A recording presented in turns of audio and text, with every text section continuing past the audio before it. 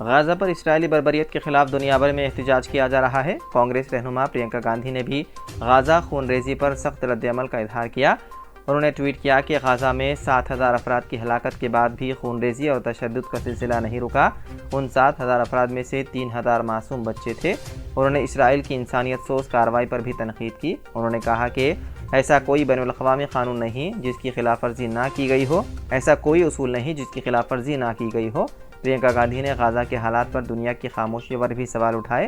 انہوں نے کہا کہ اور کتنی جانوں کے ضیاع کے بعد آخرکار انسانیت کا اجتماع شعور بیدار ہوگا یا اب ایسا کوئی شعور باقی نہیں بچا۔ پرینکا گاندھی نے فلسطینی خطے غزہ پٹی میں ہلاک کیے جا رہے لوگوں سے متعلق تشویش کا اظہار کیا۔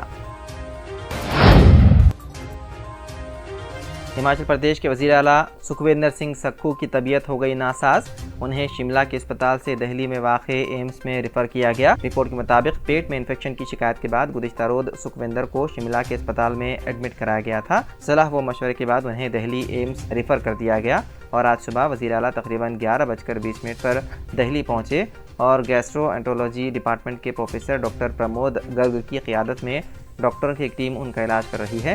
ابتدائی جانچ میں پتہ چلا ہے کہ وزیر اعلیٰ پینکریاٹائٹس سے متاثر ہیں، لیکن ان کی حالت مستحکم ہے۔ آسام میں سرکاری ملازمین اب دوسری شادی نہیں کر پائیں گے۔ ہیمنت بسوا سرما حکومت نے ریاست میں سرکاری ملازمین کی شادی سے متعلق 58 سال پرانے ایک قانون کو فوری اثر سے نافذ کر دیا، ساتھ ہی اسے نہ ماننے والوں کو قانونی کارروائی کی تنبیہ بھی کر دی۔ اس قانون کے مطابق کوئی بھی سرکاری ملازم اپنے شوہر یا بیوی کے زندہ رہتے دوسری شادی نہیں کر سکتا۔ اگر کوئی دوسری شادی کرنا چاہتا ہے تو پھر اس کے لیے حکومت سے اجازت لینی ہوگی۔ آسام حکومت نے اپنے حکم میں کہا کہ کوئی بھی ملازم اگر اس قانون کی خلاف ورزی کرے گا تو اس کے خلاف قانونی کارروائی کی جائے گی۔ آبکاری گھوٹالہ معاملے میں گرفتار عام آدمی پارٹی رکن پارلیمنٹ سنجے سنگھ کو ایک بار پھر عدالت سے جھٹکا لگا۔ سنجے سنگھ کی عدالتی حراست 10 نومبر تک بڑھا دی گئی۔ جمعے کے روز راؤز ایونیو کورٹ میں ای ڈی نے انہیں پیش کیا تھا، جہاں عدالت نے حراست میں توسیع کا حکم دیا۔ حالانکہ عدالت نے انہیں ایک راحت دیتے ہوئے نجی ڈاکٹر سے علاج کرانے کی چھوٹ دے دی۔ دراصل سنجے سنگھ دیابیطس اور گلوکوما جیسی بیماریوں سے متاثر ہیں۔ عدالت نے جیل اتھارٹی سے کہا کہ سنجے سنگھ کو آئی سینٹر لے جا کر ان کا علاج کروائیں۔ ضروری سیکیورٹی کے درمیان انہیں اسپتال لے جانے کی ہدایت بھی دی گئی۔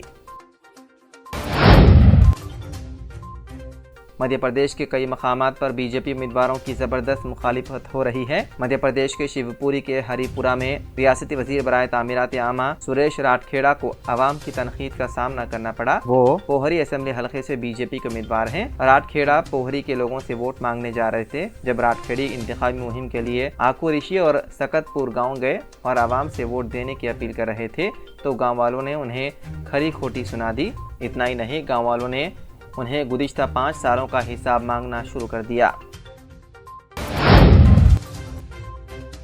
اقوام متحدہ میں فلسطین کے نمائندے ریاض منصور نے اجلاس میں کہا کہ اسرائیل کی مسلسل بمباری سے غزہ کے اسپتال قبرستان بن چکے ہیں اور اب تک 3,000 بچوں اور 1,700 خواتین کو شہید کیا جا چکا ہے۔ یہ نسل کشی نہیں تو اور کیا ہے۔ رپورٹ کے مطابق اقوام متحدہ کے ہونے والے اجلاس میں فلسطینی مندوب ریاض منصور غزہ میں اسرائیلی بمباری سے بچوں اور خواتین کی ہلاکتوں کا ذکر کرتے ہوئے رو پڑے۔ فلسطینی مندوب نے نم آنکھوں اور بھری ہوئی آواز میں التجا کی کہ خدا کے لیے ہمارے بچوں کو بچا لیں۔ 3,000 بچے ہلاک ہو چکے ہیں اور 1,600 بچے اب بھی ملبے تلے دبے ہوئے ہیں۔ آپ کو بتا دیں کہ غزہ میں اسرائیلی بمباری کی وجہ سے اب تک 7,000 سے زائد افراد شہید ہو چکے ہیں۔ فلسطین کی حمایت میں وینزویلا میں نکالا گیا مارچ۔ وینزویلا کے دارالحکومت کراکس میں ہزاروں لوگوں نے فلسطین کی حمایت میں فلسطینی عوام حماس نہیں کے نعرے کے ساتھ مارچ نکالا۔ وینزویلا کی حکمران یونائیٹڈ سوشلسٹ پارٹی کے نائب صدر ڈیوسڈاڈو کابیلو نے ایک ریلی کے دوران کہا کہ غزہ پر اندھادھند بمباری نے فلسطینی عوام کی جدوجہد کے ساتھ دنیا بھر میں یکجہتی کو جنم دیا ہے۔ ہم جانتے ہیں کہ جلد یا بددیر فلسطین آزاد ہو جائے گا، اس کی زمینیں واپس کر دی جائیں گی اور دنیا میں قانون کی حکمرانی قائم ہوگی۔ ہم تباہی کی اس پالیسی کے فریم ورک کے اندر تشدد کے فوری خاتمے کا مطالبہ کرتے ہیں۔ पाकिस्तान में आम इंतखाबात जनवरी साल 2024 में मुकर्रर वक्त पर होंगे। इलेक्शन कमीशन ऑफ पाकिस्तान का ऐलान। इलेक्शन कमीशन ऑफ पाकिस्तान ने जुमे को कहा है कि मुल्क में आम इंतखाबात शेड्यूल के मुताबिक जनवरी साल 2024 के आखिरी हफ्ते में होंगे। कमीशन ने कहा कि इंतखाबात की तमाम तैयारियां मुकम्मल कर ली गई है। इंतखाबी शेड्यूल का ऐलान हल्के बंदियों की इशाअत के बाद किया जाएगा।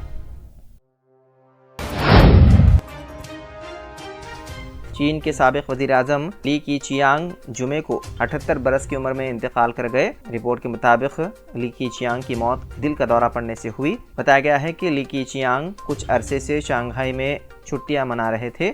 उन्हें 26 अक्टूबर को अचानक दिल का दौरा पड़ा। उन्हें बचाने की हर मुमकिन कोशिश की गई, लेकिन उन्होंने जुमे के रोज़ आखिरी सांस ली।